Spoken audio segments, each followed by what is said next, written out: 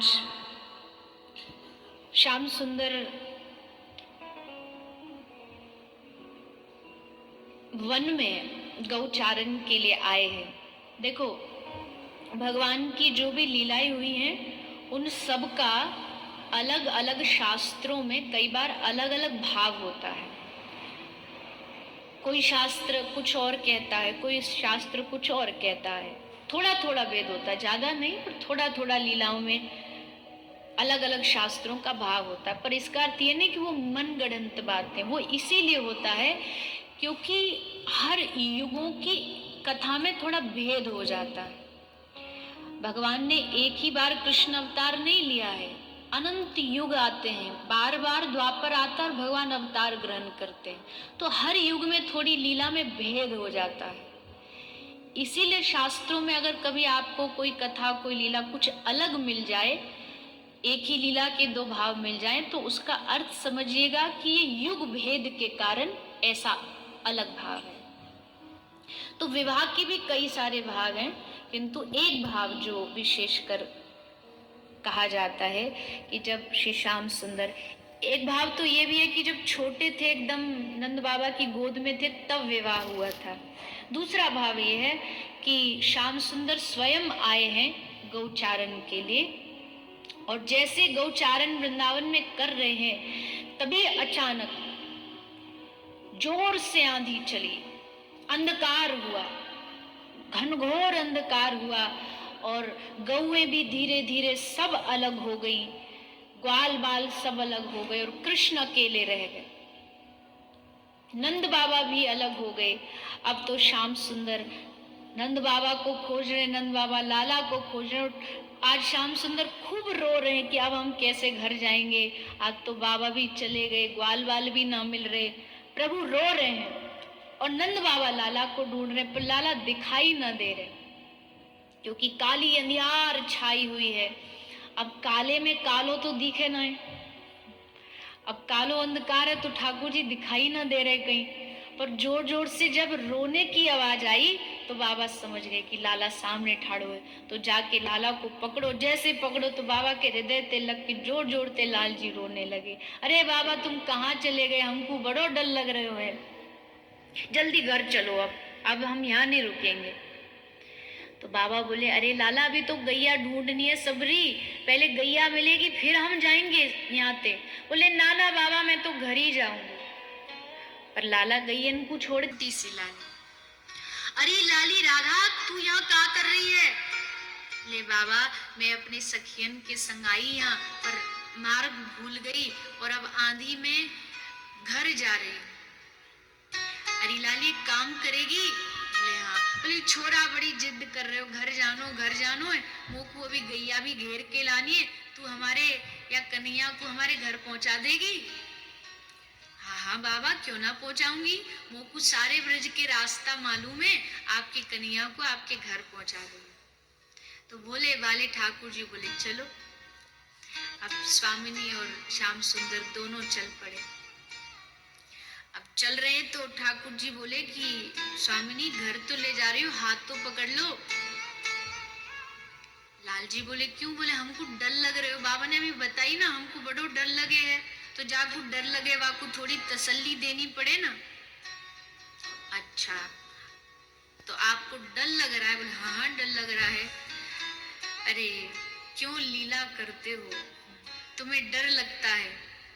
डर भी जिसको जाकू देख के डरे हो, आज आंधी को देख करके डर रहे हो। बोले हाँ हाँ स्वामिनी, आप हाथ पकड़ो।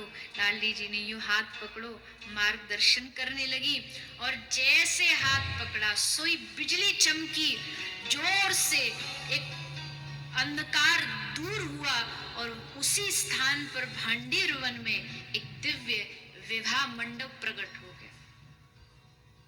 बिजली चमकते ही दिव्य विवाह मंडल प्रकट हुआ। अचानक सारी ऋतुएं बदल गई, सारी ऋतुएं अपने आप एकाएक वृंदावन में बसंत ऋतु छा गई। वृंदावन की ब्रज की प्रकृति भी आह्लादनी की इच्छा से ही चलती है, जो उनको प्रकृति चाहिए वही प्रकृति प्रकट हो जाती है। बसंत प्रकट हुआ, चारों ओर सुंदर सुंदर पुष्प खिलने लगे। हजारों नौकाएं एक साथ यमुना जी में प्रकट हो गईं। सब नौकाएं सुंदर सजाई गई हैं अलंकारों से, और उन नौकाओं का आकार भी एकदम सुंदर हंस जैसा है। और उन सब नौकाओं में अष्ट अष्ट सखियां बैठी हैं, पीले पीले लहंगा पहन करके, सुंदर जिनका वर्ण है श्री राधा रानी के स्वरूप में और उन सखियों के स्वरूप में आज कोई भेद नहीं है। सुंदर केश, लंबे लंबे केश, चोटी ऐसे लगती है जैसे कोई काली नागिन लहरा रही हो। देह से कमल की सुगंध प्रकट हो रही है। दो मंडली बनी है, एक सांवरी सखी है सारी और एक गौर सखी है। सांवरी सखी श्याम सुंदर की तरफ आ जाती है उनकी मंडली में, और गोरी सखी सब श्री श्यामाजू के साथ खड़ी हो जाती है। रंग बिरंगी नौकाएं तैयार हो गई, पुष्पों की रंगोली बनी हुई है, और एक सखी जाती है, स्वर्ण का एक पटला लेकर के आती है। उस पर एक पर श्री नंदनंदन को बिठाया जाता है, एक पर श्री लाडली जी को बिठाया जाता है। किंतु विवाह से पूर्व तो लड़की का मुख नहीं दिखाते ना, वो पर्दा लगा के रखते हैं। तो श्याम सुंदर के सामने पर्दा लगा दिया और श्याम सुंदर को उबटन लगा रही है सखी। तो श्याम सुंदर की नजरें बस बड़े चंचल हैं, इधर उधर ढूंढ रही। बोले क्या ढूंढ रहे हो? बोले प्रिया जी को ढूंढ रहे। गोपी कह रही थोड़ी तसल्ली रखो, मिल लेना, अभी थोड़ा समय है, ब्याह हो जाने दो। तो सारी सखियां इधर श्याम सुंदर को उपटन लगाती। श्याम सुंदर पूछते हैं कि प्यारी जी को भी श्रृंगार, उनको उपटन लगाया जा रहा है? बोले हाँ बिल्कुल, इतने मासूम मत बनो कि जैसे कुछ आप जानते ही ना हो। आप सब जानते हैं, पर लीला सब करते रहते हैं। सारी सखियां एक तरफ श्याम सुंदर का श्रृंगार कर रही हैं, एक तरफ श्री जी का। श्याम सुंदर को पीले वस्त्र, पीली धोती, पीला पीतांबर पहनाया गया, सुंदर बाजू बंद, गुलाब के जल से, केसर के जल से स्नान इत्यादि कराया गया, माथे पर रोली का चंदन लगाया, सुंदर बालों में, सुगंधित केशों में तेल लगाया गया।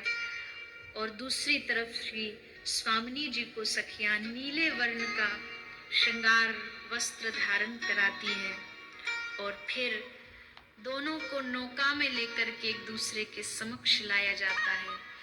उधर से श्री राधा नील वसन धारण करके उतरती है, और इधर मोतियों का हार पहने हुए श्री श्याम सुंदर उतरते हैं। सारी सखियां गाती बजाती, मृदंग बजाती बजाती, करताल बजाती बजाती दोनों को बिठा देती हैं। देवगण पुष्प वर्षा करते हैं।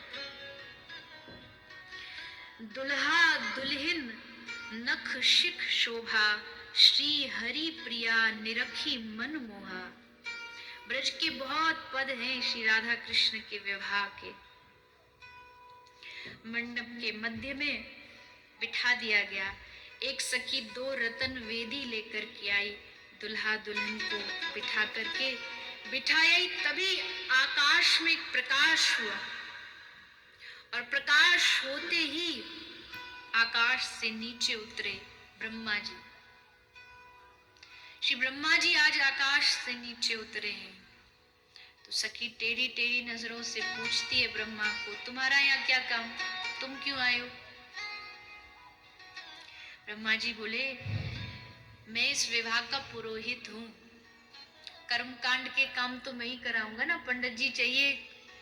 और मैंने युगों युगों से क्षण का इसकी प्रतीक्षा की है कि मुझे ये अवसर प्राप्त हो, मैं इस विवाह का साक्षी बनूं। ललिता जी बोली, हमें नहीं चाहिए कोई पंडित, हमारी स्वामिनी का विवाह हम खुद करा लेंगे।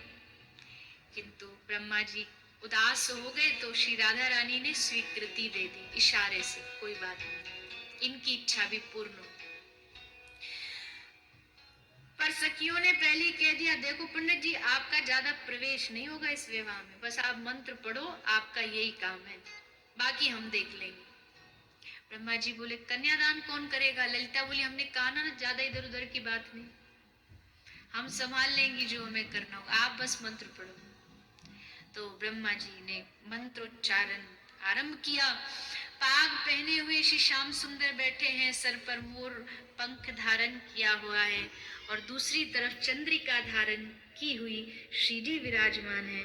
इतना सुंदर स्वरूप भी ब्रह्मा भी देख करके मंत्र भूल गए कि कौन सा मंत्र बोले आज।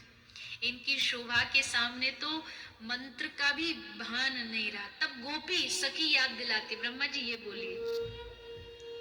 तो ब्रह्मा जी फिर मंत्रोच्चारण करते हैं। गठजोड़ हुआ, गठजोड़ होता है ना, तो वो गठजोड़ ललिता जी ने किया और गठजोड़ करते करते मुस्कुराते हुए व्यंग में श्याम सुंदर से कहती है, श्याम सुंदर आज के बाद हमारी लाली को कभी छोड़ना मत।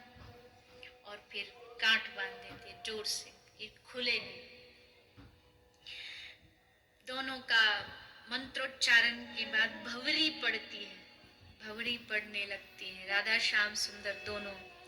गोपी देख देख कितनी गोपी तो ये दर्शन करके मूर्छित होके गिर पड़ती है। अपने प्राणाधार दोनों को, सखी का मतलब क्या, उनको सुखी देख के एकदम राजी हो जाए कि आहा देखो आज दोनों कितने सुंदर लग रहे। मूर्छित हो गई कितनी तो। कन्यादान कौन करेगा? कन्यादान ललिता बोली मैं करूंगी। उठी श्री ललिता जू और लाली का हाथ पकड़ा और लाली का हाथ पकड़ के श्याम सुंदर के हाथ में देती हुई बोली, श्याम सुंदर हमारी लाली बहुत भोरी है, इनका ध्यान रखना, कभी कष्ट मत देना इनको। कन्यादान हाथ में दे करके अब सिंदूर दान की बारी आई। श्याम सुंदर ने सिंदूर दान किया तो अपने आप को आवेश में श्याम सुंदर रोक नहीं पाए, मूर्छित होने लगे। तो सखियों ने पकड़ के संभाला। अरे क्या कर रहे हो श्याम सुंदर, विवाह तो पूर्ण होने दीजिए। देह का भान नहीं रहा था पर एकदम चौंके। इसके उपरांत श्री ब्रह्मा जी दोनों युगल जोड़ी के, युगल सरकार के चरण धोते हैं। चरण धोते धोते ब्रह्मा जी आनंदित हो जाते हैं कि वाह क्या सुख हमें प्राप्त होता है, ब्रह्मा की गद्दी तो इसके सामने तुच्छ है। धोते चरण प्रक्षालन करते करते ब्रह्मा मूर्छित होने लगे तो सखियों ने कान में कहा, ब्रह्मा जी आप अपना सुख देख रहे हो कि तुमको कितना सुख मिल रहा है, और प्रेम में अपना सुख नहीं देखा जाता। प्रेम में तो जो प्रियतम होते हैं उनका सुख देखा जाता है, इसलिए संभालो अपने आप को। तो ब्रह्मा जी को लगा हाँ सच बात है, प्रेम तो यही है। विवाह हो गया तो सखियों ने हस्तियों का, ब्रह्मा जी अब आप अपनी दक्षिणा बताइए। ब्रह्मा जी बोले हो गया विवाह संपन्न। बोले आपका काम तो संपन्न हो गया, बाकी हम देख लेंगे, आप पधारिए। आपकी जो विधि जो होनी थी वो आपने कर दी, अब हम नेह विधि निभाएंगे, जो हमारी रीति है उससे हम आनंद लेंगे। ब्रह्मा जी ने प्रणाम किया, क्या दक्षिणा में चाहिए? हे प्रभु आप युगल की भक्ति मेरे हृदय में अविचल बनी रहे,